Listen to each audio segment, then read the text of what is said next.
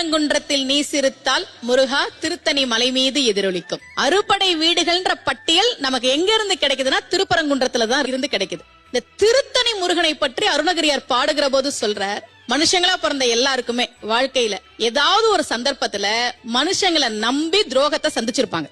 கண்டிப்பா யாருமே இல்லையே என் கூட, நான் நம்பின எல்லாரும் ஏமாத்திட்டாங்களே அப்படின்னு மனசுல விரக்தியோட தனிமையில எங்க போறதுன்னு தெரியாம நீ நடக்கும்போது அருணகிரியார் சொல்றார், திருத்தணியில் உதித்தருளும் ஒருத்தன் மலை விருத்தன துளத்தல் உரை கருத்தன்மையில் நடத்துகுகன் வேலே, தனித்து வழி நடக்கும் எனக்கு வளத்தும் இடத்தும் இரு புறத்தும். நீ தனியா இல்லடா, முருகன் உனக்கு முன்னாடியும் பின்னாடியும் வலது பக்கமும் இடது பக்கமும் கையில வேலோட நான் இருக்கேன்னு வருவான்டான்னு சொன்னார்.